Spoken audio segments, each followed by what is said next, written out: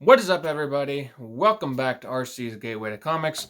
Today, we are going to be taking a look at a comic that is taking the indie comic scene by storm. And that comic is Eric July's ISOM #1. Now, this is the first comic put out by Rippaverse Comics, which is the publishing house that Eric July created. You may be familiar with Eric July from his YouTube channel and his fight back against the culture war. And ISOM #1 is definitely an indication that his fight back against this culture war is definitely successful. This comic ended up raising millions of dollars on Eric July's own site. Like, he didn't use Indiegogo, he didn't use Kickstarter, he used it on his own site. And it was extremely successful. Now, does that success translate to a good story? We're going to be getting into that today. So, the story of ISOM #1 is about Avery Silman. And he is an Accept, which is the name for superpowered beings in the Rippaverse. And he is contacted by his sister because she is concerned about a family friend named Jasmine. And he is drawn back into the world that he left because of this. Jasmine is sort of fallen into like a very skeevy business with one of Avery's former friends called Darren.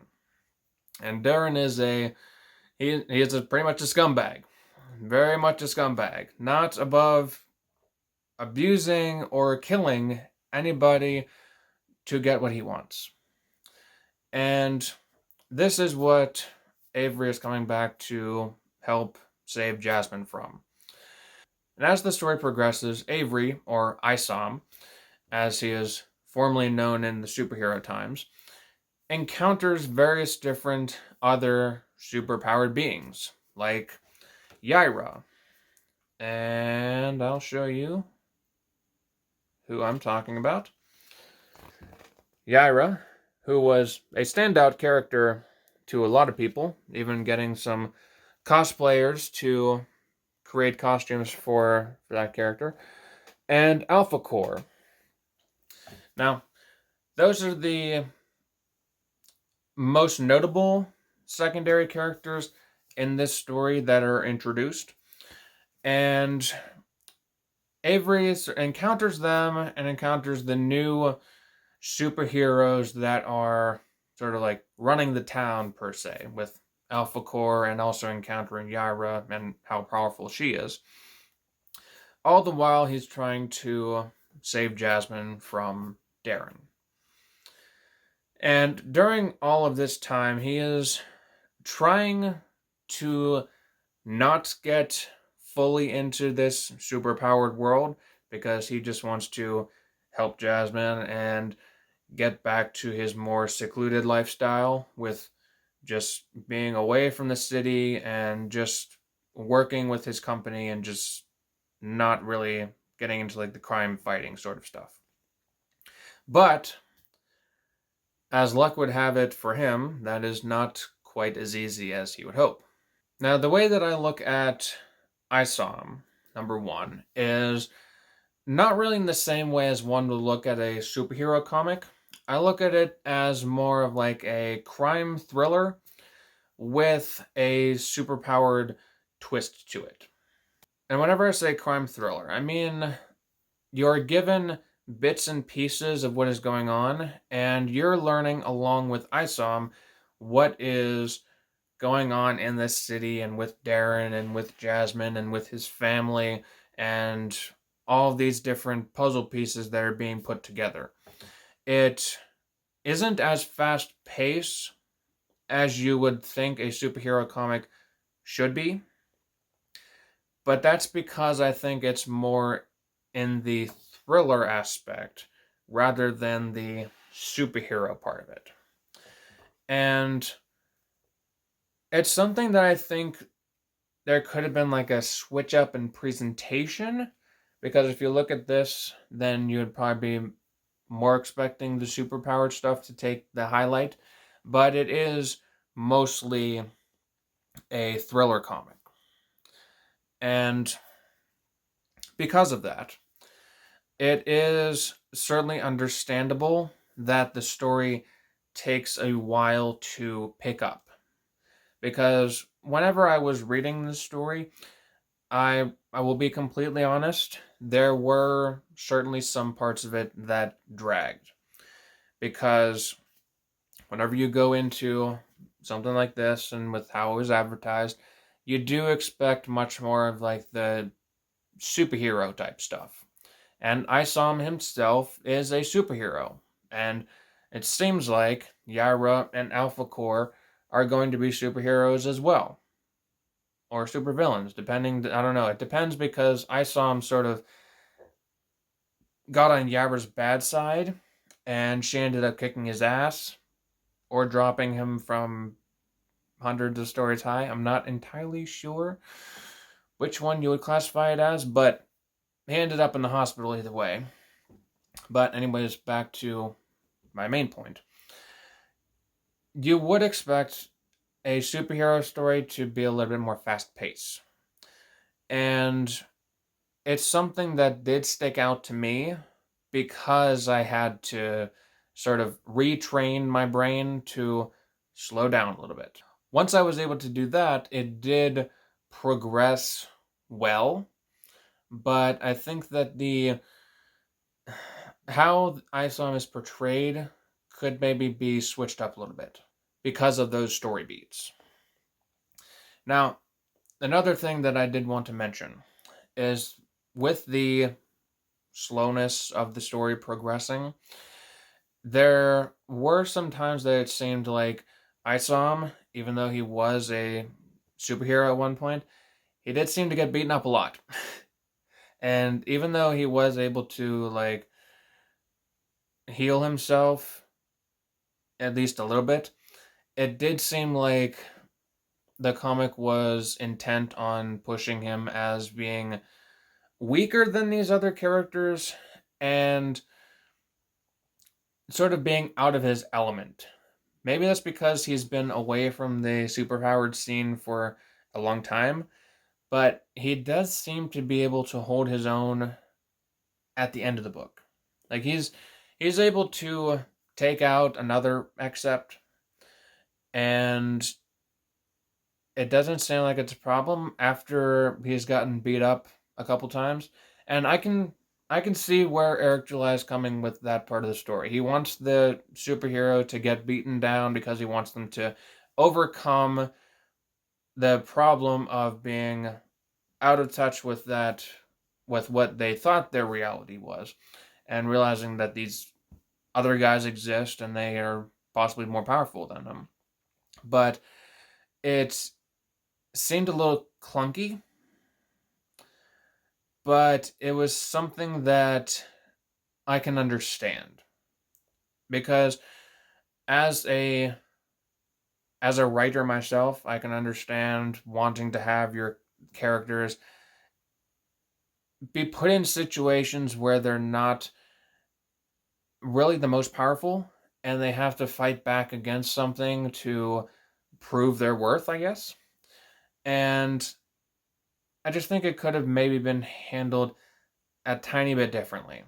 Like maybe have him fight back and not be close, but still have some fight left in him whenever it came to his encounters with like Yara and stuff. Because it did make him look a bit more weak than maybe Eric July wanted him to, but I hope that that's something that could change, because by the end of the book, he did seem like he was stronger than what he was portrayed at the beginning of the book, but still, he has a little bit of ways to go. But the other parts of the story I did enjoy. The story of him trying to save Jasmine from his former friend of Darren, it does stick very much to like the way that a thriller would seem. And it's something that I could see playing out as not even like a superhero comic. It's something that you don't see much of, and it almost makes me wonder like if it started out as that and the superhero stuff may have been added afterwards. I'm not entirely sure, but that seems like what the story was mainly focusing on. And it is intriguing because I want to see what the change is with all of these characters, because Darren used to be Isom's friend, I guess you would say. They used to get along, they used to have a good relationship, but now it's changed, and now they're at each other's throats. And this girl is sort of stuck in the middle, and Isom wants to get her out. It's a, it's a classic story, and it's something that I would want to see more of. And the only problem with that is that there's all these sort of injections of other characters that don't really fit the thriller part of the comic. It's like, yes, Yara is entertaining in her brief introduction, and Alphacore seems like they can be a little bit of a nuisance, but they don't really serve much to further Isom's story. They're just dropped in there and they're gone in the next scene. It's like, even whenever Isom is first fighting the Accept, or is it? Yeah, whenever he's first fighting the Accept at Darren's club, he really does just need to fight him, and then he can be put into the hospital, because that's where it ends. But no, he's thrown into the fight between Yara and Alphacore, and Yara's the one who ends up dropping him on a car, and then he ends up in the hospital. That is where he ends up in the hospital, correct? Yeah, it is. It almost seems like they could have just cut out the Yara and Alphacore fight, and it wouldn't have had an impact on the story. And there's other little bits where other characters are introduced, but they have even less to do with the story. Like there's this scene of a couple musicians who are displaying their powers, and that's at the end of the book. But they don't really have anything to do with Isom either. It's more of a teaser for what is to come. But it's not something that really has to do with this story. I don't have a problem with it being in there, but it doesn't really have anything to do with the story.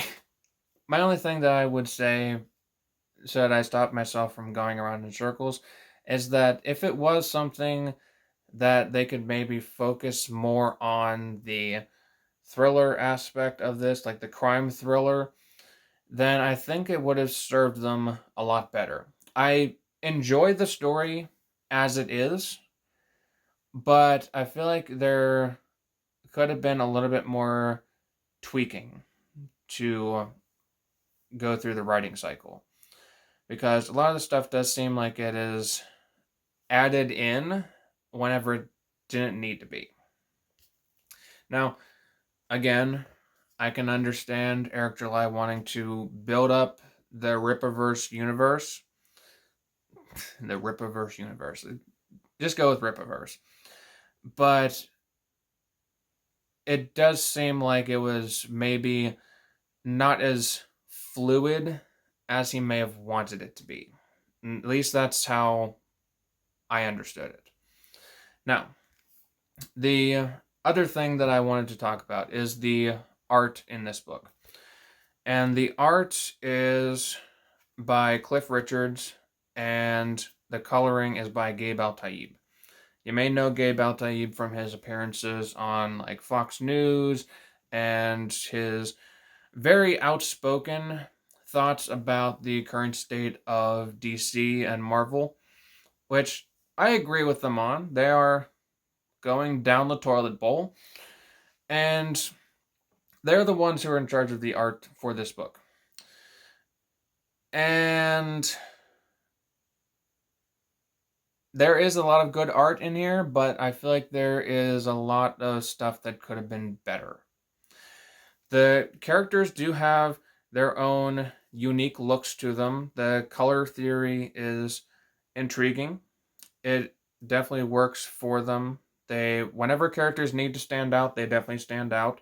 I can totally see why Yara is a standout character because, I mean, look at her. She stands out from the backgrounds, and she has an interesting design. And whenever you have a character like that, you're going to have people who latch onto that character and want to see more of that character. You can say similar things to Alphacore, because they have their outfits, and they obviously work well together as a team, and it's obvious that they're a team.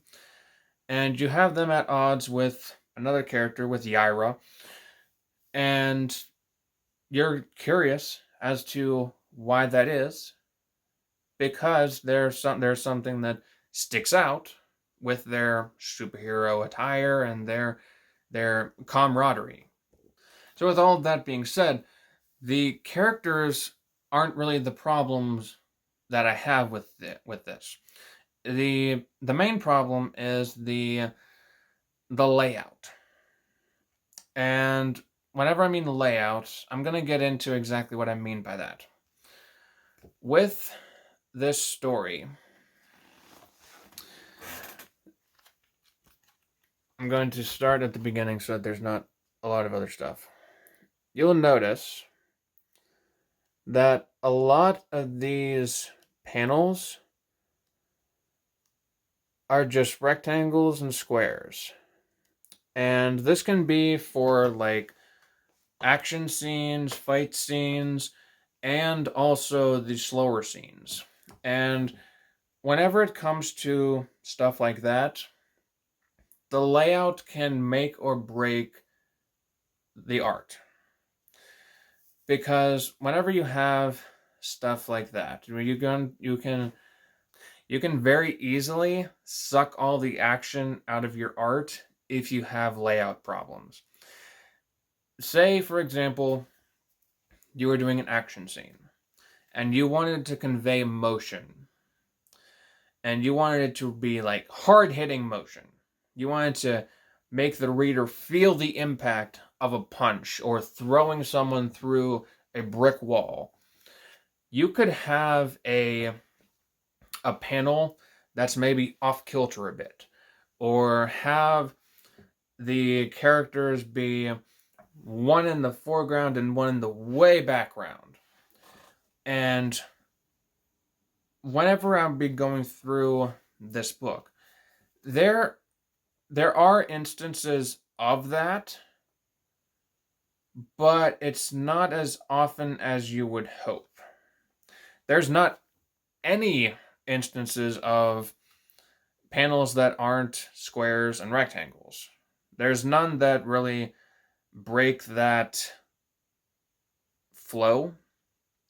And to me, that's a bad thing.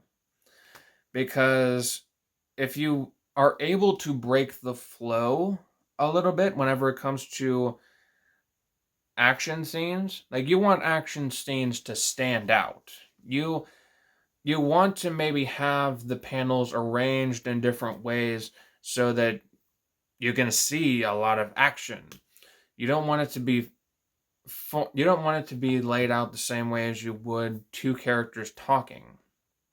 And I feel like whenever I was first reading ISOM, Like I've read through this several times now.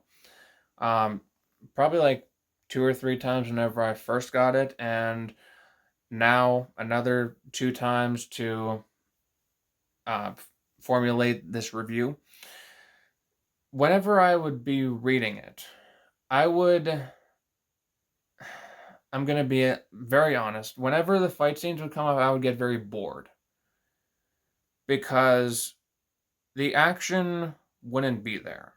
It wouldn't. It would be there on the page, but it wouldn't feel like it because all of the panels are squares and rectangles. There's nothing to separate the slow parts of the crime thriller story and the superhero parts of beating up a bad guy or getting beat up himself. And that's one of the major problems that I see with this book is the layouts. And I feel like that's something that could be easily changed because half of the book works and the story works. But that layout really doesn't. It works for the crime thriller. It doesn't work for the superhero stuff. The superhero stuff needs much more action injected into it. And if you're just putting the action into these square and rectangular panels, it really feels lacking. And it's something that has taken a little bit of time for me to identify because I read through it, I enjoyed it, but I didn't know why I I didn't know why I felt like the story was dragging. And that was why. It may seem like something that is small, but it's something that is incredibly valuable to putting together a cohesive story. And for that reason, we're going to be getting into the rating for ISOM number 1.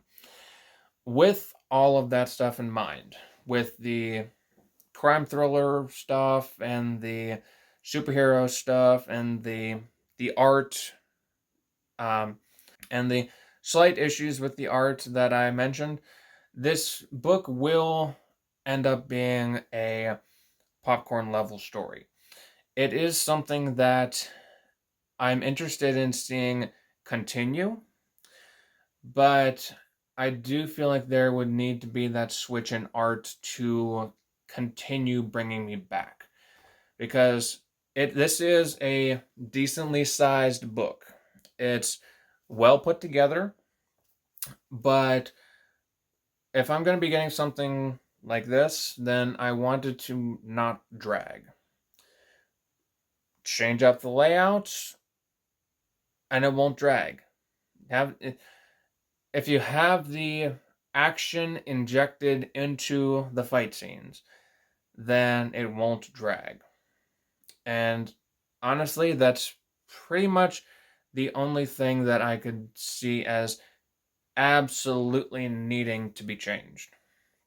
Because the injections of other characters, I can see Eric July wanting to build the Rippaverse. That's entirely understandable, regardless of whether those characters could be taken out or not. It's the beginning of a universe, and certain things need to be done to help kickstart that growth. So, entirely understandable. But the art style, that's not understandable. That needs to be switched up a little bit. Otherwise, it's going to be action sucking. And I don't think I've described anything like that before. It would be incredibly difficult to get through another story with stuff like that. So, overall, a very good book with some stuff that needs changed. I commend Eric July for putting this much effort into creating the Rippaverse, and with being as successful as he is, then I can guarantee there's going to be a lot more of these stories. And I wish him all the best because he is definitely passionate about it. I can feel that passion with how much he is trying to put out there. I know that currently he is, as of the time of this recording, he's putting out Alphacore on his website. And I think he was mentioning something about Yara as well soon.